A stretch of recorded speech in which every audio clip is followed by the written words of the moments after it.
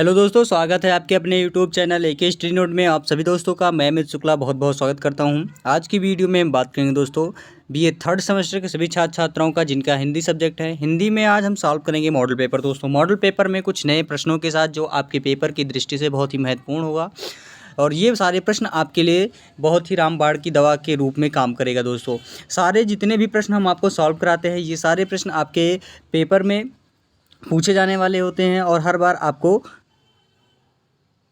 आपको ये सहायता भी मिलती है कि कौन से प्रश्न आपके पेपर में आने की ज़्यादा से ज़्यादा संभावनाएं होती है। तो दोस्तों देर किस बात की, वीडियो को अंततः देखते रहिए और फटाफट अगर चैनल में नए हैं तो ज़रूर चैनल को लाइक कर दीजिए, सब्सक्राइब कर दीजिए, प्लस में बेल आइकन दबा के आने वाली वीडियो का नोटिफिकेशन आप लोगों तक बिल्कुल मिलता रहे। दोस्तों सबसे बड़ी बात हम बात करेंगे दोस्तों आज के मॉडल पेपर में आपका होगा बीए थर्ड सेमेस्टर हिंदी का सब्जेक्ट है। प्रश्न पत्र आप लोगों को पता है हिंदी गद्य का होगा यानी कि न्यू एजुकेशन पॉलिसी जितने भी सारे लोगों का न्यू एजुकेशन पॉलिसी के अकॉर्डिंग ये मॉडल पेपर सॉल्व किया रहा है। दोस्तों खंड आ में सभी प्रश्न करने होते हैं और प्रत्येक प्रश्न का जो आंसर वो 50 शब्दों में है। मैक्सिमम मार्क जो आपका होगा वो 70 नंबर का होगा। 70 नंबर का आपका पेपर होगा जिसमें टाइम आपका 2 घंटे का होगा। टाइम का आपको निर्धारित पहले से कर दिया गया है। सारा चीज़ें आपको पहले मैंने आपको वीडियो का जितने भी प्रोसेस हैं वो सारे आपको वीडियो के माध्यम से आपको प्रस्तुत कर दिया गया है। दोस्तों अब यहाँ पे हम केवल प्रश्न सॉल्व करेंगे क्योंकि पेपर नज़दीक है तो पेपर में हमें किस तरीके से लिखना होगा, पढ़ना होगा, तैयार करना होगा, सारी चीज़ें आपको मॉडल पेपर के अकॉर्डिंग क्लियर होता जाएगा। तो यहाँ पे टाइमिंग के अनुसार आपको मॉडल पेपर सॉल्व कराने में मतलब 2 घंटे में आपको जितने भी क्वेश्चन है वो सारे आपको बताने का प्रयास करेंगे। मुश्किल से आपको 30 मिनट में सेक्शन ए और सेक्शन बी कैसे सॉल्व करते हैं वो आपको यहाँ पर हम बताएँगे। अब जैसे पहले का फर्स्ट प्रश्न दिया गया है दोस्तों, यहाँ पे कहानी क्या है। कहानी से मतलब क्या है, कहानी का मतलब क्या होता है दोस्तों। कहानी का मतलब होता है जो हमारे आत्म को मनो उल्लास को नहीं हर्षो उल्लास करे यानी कि हमारे जीवन को आनंदित करे, वही कहानी होता है। यानी कि जो कुछ क्षण बीता हो और उसी क्षण में हमें आनंद प्राप्त हो, जो कहानी हमारे पढ़ के हमारे अंदर को गदगद करे, वही हमारी कहानी होती है। अब जो आपको लिखना है, लिखने वाले भाषा में आपको लिखना होगा कि कहानी जीवन का एक खंड चित्र मात्र है। जो हमारा कहानी है वो जीवन का खंड का चित्र मात्र यानी कि आंखों देखा हाल प्रस्तुत होता है, जिसकी घटनाएं पाठकों को आप्लावित तथा गदगद यानी कि जो पाठक होते हैं, जो पढ़ते हैं, जिसका स्मरण करते हैं, यानी कि पाठक जो होता है उन्हें क्या करती हैं, आप्लावित यानी आकर्षित होती है। आप्लावित का मतलब होता है आकर्षित, तथा गदगद का मतलब होता है कि अपने आप में हर्षोल्लास यानी कि खुशी का जो अपने आप में हर्षोल्लास होता है यानी कि खुशियों का भावना होता है, खुशी का मन जागृत होता है, वही होता है गदगद होता है। तो कहानी का मतलब होता है कि कहानी जीवन का एक खंड चित्र मात्र है जिसकी घटनाएं पाठकों को आप्लावित तथा गदगद करती है। सेकंड क्वेश्चन आता है उपन्यास। तो उपन्यास किसे कहते हैं, उपन्यास के बारे में हम पढ़ेंगे। उपन्यास का मतलब होता है दोस्तों, उप का मतलब होता है समीप। सबसे पहले उपन्यास का मतलब समझेंगे कि उपन्यास का मतलब होता है जिसमें उप का मतलब होता है समीप और न्यास का क्या मतलब होता है दोस्तों, यानी कि थाती से बना है। यानी कि जो न्यास है अर्थात थाती से बना होता है, जिसका शाब्दिक अर्थ होता है मनुष्य के निकट रखी हुई वस्तु, यानी कि समीप जो समीप रखी हुई वस्तु होती है उसी हम क्या कहते हैं, उपन्यास कहते हैं। उपन्यास शब्द का जो उप अर्थ होता है उसे हम समीप कहते हैं और जो न्यास होता है उसे थाती शब्द से बना होता है, जिसका शाब्दिक अर्थ होता है दोस्तों मनुष्य के निकट रखी हुई वस्तु। अगर यही बात हम करें तो साहित्य के संदर्भ में वह कीर्ति जिसको पढ़कर ऐसा लगे कि यह हमारी ही कहानी है और उपन्यास कहलाने योग्य है, यानी कि इसको पढ़ने से आपको ये पता चले कि ये हमारे ऊपर यानी कि जो आपकी जो जीवन घटनाएं होती हैं उसके अकॉर्डिंग अगर चल रही है तो समझो ये उपन्यास है।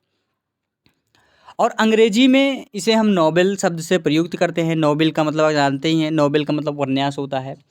और गुजराती में इसे हम नवलकथा कहते हैं और मराठी में कादम्बरी कहते हैं। यानी कि अगर हम इसे गुजराती में बोलें उपन्यास को तो नवलकथा कहेंगे, अगर मराठी में बोलें तो हम इसे कहें कादम्बरी, और बांग्ला में अगर बात करें तो इसे हम उपन्यास, और इसी नॉवेल के लिए प्रयोग किए जाने वाले शब्द हैं उपन्यास, इसी नॉवेल के लिए प्रयोग किए जाने शब्द हैं, तो इसी को हम कहते हैं उपन्यास। तो I hope second number question समझ में आया होगा। थर्ड नंबर क्वेश्चन आता है नाटक। नाटक आप लोग को हम नाटक में अब आपका आता है, नाटक में लिखेंगे कि नाटक शब्द की व्युत्पत्ति नट का मतलब होता है धातु, जो आपका धातु है नट धातु से मानी जाती है, जिसका अर्थ है अभिनय। अभिनय का मतलब समझते हैं आप लोग कि अपने मन से, अभिनय का मतलब होता है अपने जीवन से नए रूप, यानी कि भरत मुनि के एक सूत्र के अनुसार नाटक में लोक जीवन की वृत्तियों का अनुकरण किया जाता है और भरत मुनि ने नाटक में ऋग्वेद से पाठ, सामवेद से गान और यजुर्वेद से अभिनय और एवं अथर्ववेद से रस लिया गया माना है। और भारतीय नाट्य शास्त्र में नाटक को पंचम वेद, क्या कहते हैं इसे हम, पंचम वेद की संज्ञा दी गई है। नाटक को परिभाषित करते हुए बाबू गुलाब राय जी ने लिखा है कि नाटक में जीवन की अनुकृति को शब्दगत संकेतों में संकुचित करके उसको सजीव पात्रों द्वारा एक चलते फिरते सम्प्राण रूप में अंकित किया जाता है, तो इसे हम कहते हैं नाटक। उसके बाद फिर आता है नेक्स्ट क्वेश्चन दोस्तों, आपका नेक्स्ट क्वेश्चन है निबंध। अब निबंध के बारे में हमने आपको कहानी बताया, उपन्यास बताया, हाँ आपको सारी, इस वजह से मैंने आपको यहाँ पे बताने का प्रयास किया कि सारे जितने भी आपको टॉपिक्स हैं वो क्लियर हो जाएंगे। तो कहानी आप लोग को समझ में आ गया, कहानी का क्या मतलब होता है, उपन्यास का मतलब क्या होता है, नाटक। अब आता है निबंध आपका। निबंध में लिखेंगे कि निबंध निधन बंध, निधन बंध से बना है, जिसका अर्थ है बांधना। क्या होता है दोस्तों, निबंध का मतलब होता है बांधना। यह अच्छी तरह से बंधा हुआ अर्थात वह गद्य रचना जिसमें साफ सुथरी, सरल यानी कि विषया अनुकूल यानी कि विषय के अनुकूल भाषा में भावों विचारों को क्रमबद्ध रूप से सुगुम्फित किया गया है। सुगुम्फित का मतलब होता है दोस्तों, सुगुम्फित का मतलब होता है एक लकीर में, यानी कि एक गुच्छे के द्वारा। हमें जैसे आप मॉर्टिन देखते हैं, मॉर्टिन एक लकीर के अनुसार चलती है, गोल गोल गोल गोल गोल, इसी को कहते हैं सुगुम्फित किया गया है। आप लोग उसमें देखेंगे मॉर्टिन कुछ इस तरीके से होता है, इसी तरीके से सुगुम्फित होता है। सुगुम्फित का मतलब होता है कि अपने चारों ओर घूमे हुए, यानी कि एक तरह साइड से बंधे हुए हैं, तो इसी को कहते हैं सुगुम्फित, यानी कि उसमें इकट्ठे हैं तो सुगम्फित हुए हैं।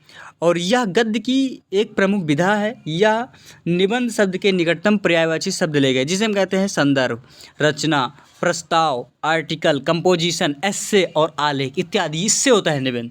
और प्राचीन संस्कृत परंपरा में तार्किक व्याख्या, टीका, भाष्य, समीक्षा, सूत्र आदि से उपज कर निबंध साहित्य का विकसित होना स्वीकार किया गया है। लेकिन अगर इस हिंदी में निबंध संस्कृत की प्राचीन जो परंपरा से नहीं बल्कि पाश्चात्य साहित्य की प्रेरणा से आया है।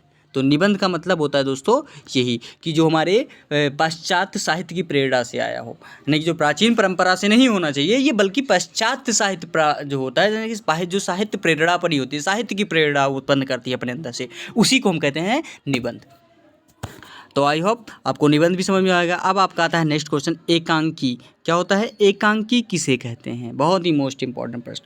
ये सारे हमने आपको इस वजह से बता रहे हैं क्योंकि ये सारे प्रश्न आपको पेपर में आते हैं, तो इसी वजह से हमने ये जो हस्तलिखित मॉडल पेपर है इसमें इस तरीके से प्रश्न आपको बताना पड़ता है, क्योंकि ये सारे प्रश्न आपके लिए बहुत ही मोस्ट इंपॉर्टेंट है दोस्तों। और हर बार मैं आपको बताने का प्रयास करूँ, क्योंकि कोई भी छात्र छात्राएँ बिल्कुल ध्यान नहीं देते, जब पेपर आता है तभी ध्यान देते हैं और इसी वजह से वो मार खाते हैं। और जो मेरा तजुर्बा है, मेरे पढ़ाने का जो आज से 5 साल 6 साल का जो पढ़ाने का तजुर्बा आ रहा है दोस्तों, उसमें मैं आपको 100% बताऊंगा। जब तक आप पढ़ेंगे नहीं, आप अच्छे से नहीं पढ़ेंगे, तब तक आप नंबर तो ले आएंगे लेकिन आप आगे कुछ नहीं कर पाएंगे, ये 100% श्योर हूँ मैं।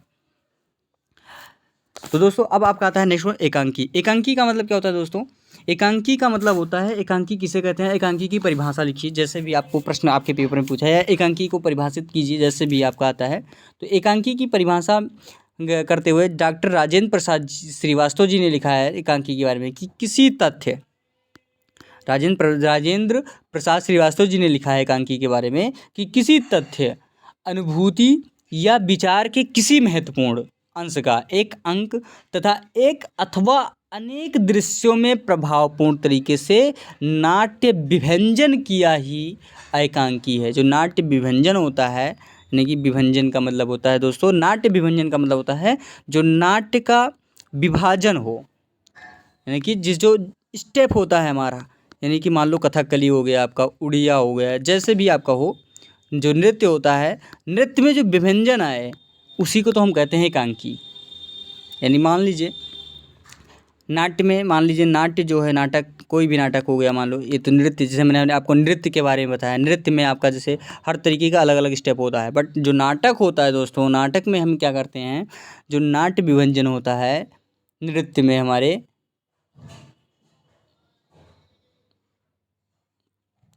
तो उसी तरीके से नाट्य विभंजन होता है। एकांकी में एकांकी में अगर हम बात करें तो जो नाट्य विभंजन होता है, जो नाटक होता है उसका जो विभाजन होता है, उसके कुछ टॉपिक होते हैं जो आपको उसमें जाता है कि इसका भावपूर्ण क्या होता है, यानी इसका जो आप कहानी जो आप पढ़ के आए एकांकी से आपको क्या शिक्षा मिलती है, इसके क्या गुण होता है, आपको क्या गुण मिले, क्या अवशेष मिले, इसमें क्या आपको इसमें पूर्ण रूप से शिक्षा मिलता है, इसके गुण, इसके दोष बताइए क्या है। तो सारी चीज़ें आपको सबका जब आप पढ़ते हैं तो इसमें क्या इनको करना चाहिए था और इनको क्या नहीं करना चाहिए, यही सारी चीज़ें आपको वहाँ पे बताना होता।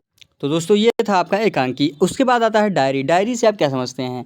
डायरी होता है दोस्तों साहित्यकार अपने दिन प्रतिदिन के अनुभव एवं विचारों को लेखनीबद्ध करने के लिए प्रायः डायरी लिखते हैं। डायरी में प्रतिदिन के निरीक्षण जो हमने दिन में करा है, जो डायरी में लिखा जाता है, जो प्रतिदिन हम करते हैं काम, और दिन में सारी चीज़ें हमने उसको गैस करके उसका निचोड़ निकाल के वो हम डायरी शाम को लिखते हैं, तो इसी को हम डायरी कहते हैं। यानी इसमें निजी विचारों, भावों और प्रतिक्रियाओं की प्रधानता होती है। डायरी में अपनापन होता है, इसलिए उससे उसके लेखक के व्यक्तित्व की झलक मिल जाती है। यानी उनके कहने का मतलब क्या होता है, उसमें क्या होता है कि अपनेपन का जो भाव होता है वो क्लियर हो जाता है, तो इसे हम डायरी कहते हैं। फिर आता है आत्मकथा।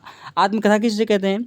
स्वयं लिखी अपनी जीवनी को हम आत्मकथा कहते हैं। जैसे हम अपने भाषा में, यानी कि जो हम अपनी जीवनी लिखें, अपनी, यानी कि जब से मैं जानकार हुआ, पढ़ने लायक हुआ, जब से मेरा बर्थ हुआ, बर्थ से लेके अब तक की जितने भी पॉइंट्स घटना घटी, जितने भी अच्छे दिन आए, बुरे दिन आए, ठीक है, और जितने भी आपके टॉपिक आए गए, कहाँ गए आप, कितने भी आपके अच्छे काम हुए, कितने आपके बुरे काम हुए, वो सारे चीज़ें आप अपने आत्मकथा के जरिए, यानी कि जो स्वयं लिखी हुई विचार होते हैं उसको हम आत्मकथा कहते हैं। यानी अर्थात जब कोई लेखक, साहित्यकार या अन्य कोई व्यक्ति कलात्मक एवं साहित्यिक तरीके से स्वयं अपनी जीवनी लिखता है तो उसे हम आत्मकथा कहते हैं। यानी आत्मकथा से यह अपेक्षा की जाती है कि उसमें सत्य का अंश अधिक हो और लेखक ईमानदारी से अपने जीवन में घटित घटनाओं का वर्णन करे, तो इसे हम कहते हैं आत्मकथा। उसके बाद फिर आता है संस्मरण। संस्मरण किसे कहते हैं दोस्तों? अब संस्मरण में आप लिखेंगे कि स्मृति के आधार पर किसी विषय या व्यक्ति पर लिखे गए लेख का स्मरण कहते हैं, यानी संस्मरण कहते हैं। यात्रा साहित्य भी इसी के अंतर्गत आता है, यानी जो यात्रा साहित्य होता है वो संस्मरण के अंतर्गत आता है। यात्रा साहित्य भी इसी के अंतर्गत आता है, आप लोग को बता दिया आपने। स्मरण को साहित्य, यानी कि संस्मरण को साहित्य निबंध की प्रवृत्ति भी मानी जा सकती है। ऐसे कार्यों को स्मारक निबंध कहा जा सकता है। मोटे तौर पर संस्मरणों को स्वविशेषता के तहत लिया जाता है, लेकिन जो संस्मरण और आत्मचरित्र के दृष्टिकोण के बीच एक बुनियादी अंतर है। आत्मकथा के लेखक का मुख्य उद्देश्य अपनी जीवनी का वर्णन करना, इसमें कहानी का मुख्य पात्र लेखक स्वयं है और लेखक का दृष्टिकोण भिन्न होता है, तो ये होता है संस्मरण। फिर आता है व्यंग्य की परिभाषा दीजिए। व्यंग्य किसे कहते हैं दोस्तों?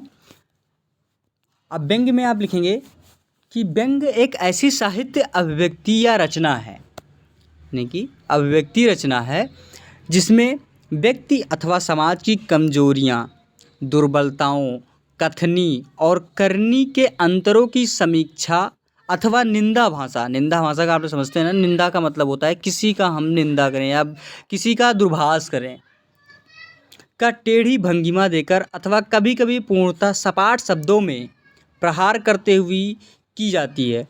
वह पूर्णतः अगंभीर होते हुए गंभीर हो सकती है, निर्दय लगते हुए दयालु हो सकती है और प्रहारात्मक होते हुए तटस्थ लग सकती है, मखौल लगते हुए बौद्धिक हो सकती है, अतिशयोक्ति एवं अतिरंजना का आभास देने के बावजूद पूर्णतः सत्य हो सकती है। इसके निम्नलिखित 4 भेद हैं, यानी कि जो व्यंग्य है इसके 4 भेद हैं। फर्स्ट नंबर पे तो आपका था चमत्कारिक, यानी कि चमत्कारिक विनोद वचन। सेकंड नंबर था व्योजोक्ति और थर्ड नंबर उपहास, फोर्थ नंबर व्याकृत और 5 नंबर आपका आता है आक्षेप। तो ये 5 जो हैं आपके भेद हैं यानी व्यंग्य के। तो आई होप आप लोग को समझ में आया होगा दोस्तों। उसके बाद फिर आता है नेक्स्ट क्वेश्चन दोस्तों आपका है 10th नंबर में जीवन व आत्मकथा में अंतर बताइए। अब जीवनी है और आत्मकथा, इसमें अंतर आपको लिखना है। जैसे फर्स्ट नंबर आपका आता है इसमें कि जीवनी में रचनाकार और नायक अलग अलग व्यक्ति होते हैं। जीवनी में रचनाकार और नायक अलग अलग होते हैं। आत्मकथा में रचनाकार और नायक की भूमिका एक ही व्यक्ति की होती है। सेकंड नंबर आता है आपका जीवनी की रचना के निष्पक्षता की जरूर होती है, बट आत्मकथा लेखक के लिए स्वयं का मूल्यांकन करना आवश्यक होता है। थर्ड नंबर है कि जीवनी दूसरे व्यक्ति की जीवन कथा होती है, लेकिन जबकि आत्मकथा अपने ही जीवन की कहानी है। तो ये जीवनी और आत्मकथा के तीन अंतर हैं, यानी कि 3 जीवनी में और 3 आत्मकथा में। तो जीवनी और आत्मकथा इतना अगर आप लिख देते हैं दोस्तों, तो आपको इसमें यानी कि 18 से 20 नंबर आपका कहीं नहीं गया है। 2-2 नंबर का होता है, 20 नंबर का क्वेश्चन है, तो 20 में 18 आपका कहीं नहीं गया। इतने आपको लिखना है दोस्तों। और मुश्किल से आपका जो टाइम हुआ वो 15 मिनट का हुआ। 15 से 16 मिनट में आप अच्छे से ये कर सकते हैं। आई होप दोस्तों वीडियो अच्छी लग रही हो, ज़रूर लाइक करें, चैनल को सब्सक्राइब करना बिल्कुल ना भूलें और एक दूसरे को वीडियो को ज़रूर शेयर कर दें। अब आता है खंडवा। खंडवा में केवल आपको 4 प्रश्न करने होंगे और जिसका आंसर आपको 150 शब्दों में देना है। तो अब सेकंड नंबर जो प्रश्न है आपका वो कह रहा है कि भारत में फूलों ... की रक्षा के लिए संदर्भ सहित व्याख्या कीजिए। बहुत ही मस्त क्वेश्चन है दोस्तों। ये प्रश्न आपके पेपर में हर बार पूछा जाता है और ये प्रश्न जो है वो रानी लक्ष्मीबाई से लिया गया है। ये आप लोग को अच्छे तरीके से पता है, आपको बताने की ज़रूरत नहीं, क्योंकि आप लोग पढ़े लिखे इंसान हैं और पढ़े लिखे में से एक निचोड़ता केवल यहाँ पे आपको मार्गदर्शन करना है कि आपको पढ़ना कैसे है। बस आप लोग तो अच्छे से अच्छे एक क्वालिटी वाले स्टूडेंट्स हैं और स्टूडेंट को समझाना केवल एक कला होनी चाहिए, और जो कला मैं आपको आपके अंतर जो अंतर जागृत है उसको उत्पन्न करने की कोशिश कर रहा हूँ दोस्तों। अब उसका मैं लिखेंगे संदर्भ में लिखेंगे दोस्तों आप लोग कि आलोच्य पंक्तियाँ श्रेष्ठ उपन्यासकार वृंदावन लाल वर्मा द्वारा लिखित ऐतिहासिक उपन्यास रानी लक्ष्मीबाई से लिया गया है। प्रसंग में लिखेंगे दोस्तों आप लोग कि लेखक कहता है कि भारतवर्ष में कमल समृद्धि के साथ साथ क्रांति का भी प्रतीक है, यानी जो हमारा कमल समृद्धि है उसके साथ साथ क्रांति जो आई है उसका प्रतीक माना गया है, क्रांति का। फिर आता है व्याख्या। अब व्याख्या में लिखेंगे दोस्तों आप लोग कि यानी कि जो ये है आपका कि भारत में कमल फूलों के ... रक्षा के लिए कमल के फूलों में परागण जो परागकण होता है, कमल के फूल में परागकण एवं क्रेसर अदृश्य रूप से विद्यमान होते हैं, यानी जो दिखता नहीं है उसमें लेकिन विद्यमान होते हैं। जो परागकण होते हैं अदृश्य होता है, अदृश्यमान होता है।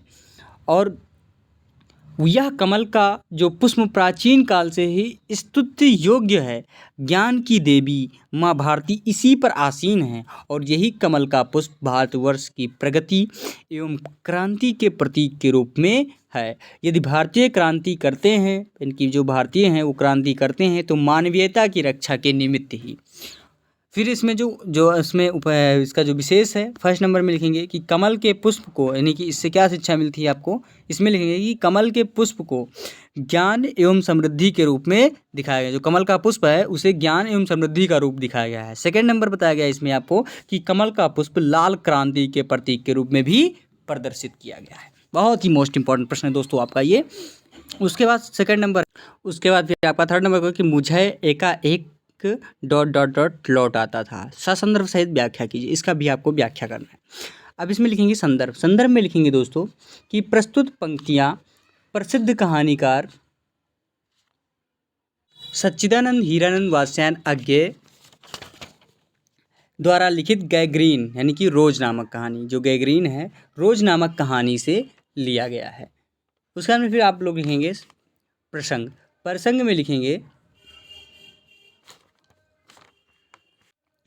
में लिखेंगे दोस्तों कि कथाकार अपनी बाल सखी यानी मालती के साथ बिताए गए बचपन के दिनों की याद करके कहता है। यानी जो कथाकार हैं अज्ञे जी वो कह रहे हैं कि अपनी जो बाल सखी हैं यानी मालती जो हैं बाल सखी उनके साथ बिताए गए जो बचपन का पल है उसको याद करके यहाँ पे बताने का प्रयास किया है।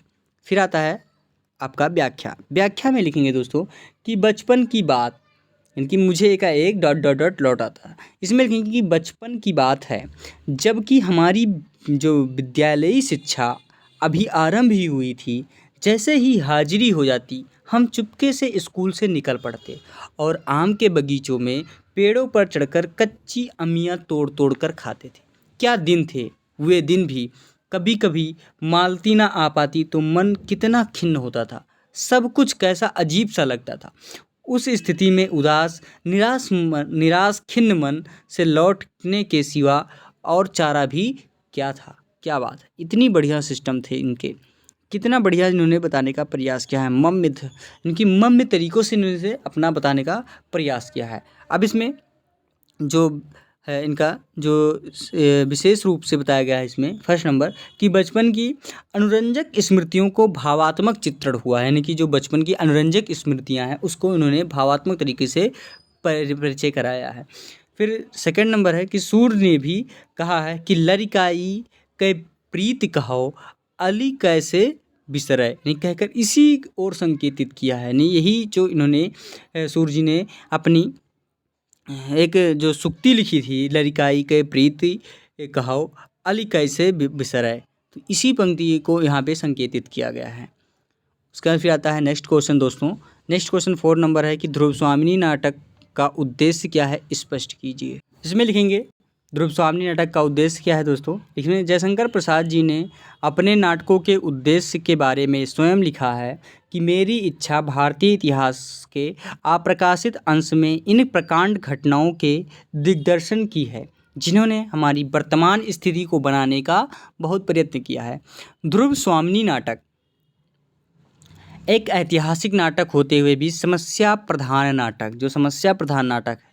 इसमें प्रधान रूप से गुप्तकालीन भारतीय नारी की समस्याओं का अंकन किया गया है। इसके अतिरिक्त राज्य अधिकार और विदेशी आक्रमण की समस्या का चित्रण भी प्रसाद जी ने अपने इस नाटक में किया है। विवाह मोच अथवा तलाक की समस्याएं जिनसे घिरकर नारी मारी मारी फिरती, और प्रसाद जी ने उठाकर नारियों को पुरुषों के अत्याचारपूर्ण चंगुल से मुक्त कराने का सशक्त प्रयास किया है। प्रसाद जी ने सबसे बड़ी विशेषता और सफलता यह रही कि वे जिन जिन समस्याओं को प्रस्तुत नाटक में उठाते हैं उसका ठोस एवं संतोषजनक हल भी प्रस्तुत करते हैं। प्रसाद जी ने ध्रुव स्वामिनी नाटक में जिन नारी समस्याओं को उद्देश्य बनाकर चित्रित किया है उसमें वे पूर्णतः सफल भी हैं। ध्रुव स्वामिनी नाटक में नारी समस्या से संबंधित जो बिंदु विचारणीय हैं वे निम्नलिखित हैं। वो कौन कौन से हैं, वो इसमें बताया गया है दोस्तों। फर्स्ट नंबर कि क्या नारी प्रकृत्या अधिकारहीन हुआ करती हैं। सेकंड नंबर, क्या नारी पुरुष के प्रत्येक आज्ञा का परिपालन करने के लिए सर्वथा विवश है। थर्ड नंबर, क्या नारी पशु संपत्ति है जिस पर पुरुष मनमाना अत्याचार करने के लिए स्वतंत्र हैं। नहीं, बिल्कुल नहीं, ये गलत है। फोर नंबर, क्या नारी उपहार में दी जाने वाली वस्तु है जिसे इसकी इच्छा अनिच्छा की परवाह किए बिना किसी भी व्यक्ति को उपहार स्वरूप प्रदान किया जा सकता है। 5 नंबर, क्या किसी विशेष प्रकार की परिस्थितियां उपस्थित हो जाने पर नारी विवाह विच्छेद कर सकती है। 6 नंबर, क्या विवाह का आधार पूर्ण रूप से विवाह पद्धति है अथवा उसका और भी कोई आधार होता है। तो ये सारे उसके दोष हैं दोस्तों जिन्होंने बताया है। फिर आता है 5 नंबर क्वेश्चन कि झांसी की रानी उपन्यास का मूल्यांकन कीजिए। झांसी की रानी लक्ष्मीबाई हिंदी लेखक वृंदावन लाल वर्मा द्वारा लिखित एक ऐतिहासिक उपन्यास है जो आपको झांसी की रानी है। इसका प्रथम प्रकाशन 1946 ईस्वी में हुआ और 1946 से 48 ईस्वी के बीच में इसी शीर्षक से एक नाटक भी लिखा जिसे 1955 यानी कि 1955 में मंचित किया गया। हालांकि उपन्यास अधिक प्रसिद्ध हुआ और इसे हिंदी भाषा में ऐतिहासिक उपन्यासों की श्रेणी के एक मील का पत्थर माना जाता है। 1951 में इस उपन्यास का पुनर्प्रकाशन हुआ। लेख जो है वो झांसी की रानी है। लेखक हैं वृंदालाल वर्मा जी। देश भारत के हैं। भाषा जो है उनकी हिंदी है। विषय रानी लक्ष्मीबाई है। प्रकार जो है वो ऐतिहासिक उपन्यास है और जो इसका प्रकाशन तिथि है वो 1946 ईस्वी में हुई है। उपन्यास का जो कथानक है वो भारत में ब्रिटिश राज के काल में मराठा शासित झांसी राज्य की रानी लक्ष्मीबाई के चरित्र आधार है। साथ ही यह 1857 के विरोध का आधुनिक व्याख्या भी प्रस्तुत करता है। मूल्यांकन क्या है दोस्तों? मूल्यांकन हेडिंग डालेंगे, इसमें लिखेंगे कि उपन्यास के लेखक वृंदावन लाल वर्मा उपन्यास की भूमिका में विस्तार से लिखते हैं कि उपन्यास की रचना दरअसल इस खोज से संबंधित है कि रानी वास्तव में स्वराज के लिए लड़ी और अथवा केवल अपने शासन को बचाने के लिए, और लेखक का कथन है कि उन्हें भी लिखित दस्तावेज प्राप्त हो पाए वे काफ़ी अपर्याप्त थे। हालांकि कई लोगों से मिलकर साक्षात्कार द्वारा उन्हें जो कहानियां सुनने को मिली उनसे लेखक को प्रगाढ़ विश्वास हो जाता है कि रानी अंग्रेजों से स्वराज के लिए युद्ध किया था, और इस प्रकार उपन्यास पर इतिहास के व्यक्तिगत अनुस्मरण होने का आरोप लगता है। उपन्यास का प्रकाशन 1949 में, पुनर्प्रकाशन 1951 में हुआ। इससे पहले वर्मा ने कई कहानियाँ और कुछ उपन्यास प्रकाशित कराए थे। लेखक इस उपन्यास ने उन्हें हिंदी उपन्यास के लिए 1954 में भारत सरकार द्वारा पुरस्कृत किया गया। उपन्यास की सबसे बड़ी विशेषता यह है कि इसकी रचना वर्मा ने उस काल में की जब हिंदी ऐतिहासिक उपन्यासों की भारी कमी थी। ऐसे में उनके इस तरह के उपन्यासों की रचना से न केवल हिंदी साहित्य इस विधा से भी समृद्ध हुआ, बल्कि परवर्ती अंग्रेजों विद्वानों भी इन रचनाओं को मील का पत्थर घोषित किया। गणेश शंकर विद्यार्थी ने वृंदावन लाल वर्मा के उपन्यास गढ़ कुंडार को अंग्रेजी लेखक यानी वाल्टर स्कॉट के टक्कर का बताया था, और आगे चलकर झांसी की रानी और मृगनयनी जैसे उपन्यासों की रचना करने वाले वर्मा अपने इन्हीं ऐतिहासिक उपन्यासों के बदौलत हिंदी के वाल्टर स्कॉट कहलाए। झांसी की रानी को हिंदी का सबसे प्रसिद्ध ऐतिहासिक उपन्यास भी माना जाता है। तो ये था दोस्तों आपका झांसी की रानी के बारे में। उसके बाद फिर आता है खंड सा। खंड सा में केवल आपको 2 प्रश्न करने हैं और प्रत्येक प्रश्न का आंसर आपको 450 शब्दों में देना है। 6 नंबर क्वेश्चन है दोस्तों, कहानी की विकास यात्रा की दर्शाइए। 7 नंबर क्वेश्चन की दीपदान एकांकी का कथासार अपने शब्दों में लिखिए। फिर आता है 8 नंबर की जीवनी का स्वरूप विश्लेषण करते हुए उसका विकासात्मक परिचय दीजिए। बहुत ही मोस्ट इंपॉर्टेंट दोस्तों ये क्वेश्चन है, और ये सारे क्वेश्चन मैं आपको अलग से वीडियो बना देंगे जिससे कि आपको पढ़ने में आसानी हो जाएगी। तो ये आपका 30 मिनट का क्वेश्चन हो जाएगा, यानी कि 30 मिनट की वीडियो है जिसमें एक सेक्शन है और सेक्शन भी होगा, और आपका 25 मिनट का जो वीडियो हो जाएगा यानी कि 25 से 30 मिनट का होगा वो खंडसा से होगा। तो आपको इससे क्या होता है कि पढ़ने में और जो लिखने का तरीका है वो भी क्लियर हो जाएगा। तो जैसे भी आप लोग को टाइम मिले वैसे ही भी पढ़ते रहिए दोस्तों, हम आपके साथ हमेशा उपस्थित हैं, और हर वीडियो में आपको अच्छे से अच्छे क्वेश्चन कराने का भी आपको जिम्मेदारी भी लेता हूँ और पढ़ाता भी हूँ अच्छे से। और सारे आपको जो भी आपको दिक्कत आ रही है ज़रूर कमेंट बॉक्स में कमेंट करके बताएं दोस्तों, हम आपके साथ हमेशा उपस्थित हैं, जो भी आपके लिए कर सकते हैं हमेशा आपके साथ तत्पर हैं दोस्तों। इसी के साथ अगली वीडियो में हम आपके साथ उपस्थित होंगे। धन्यवाद दोस्तों।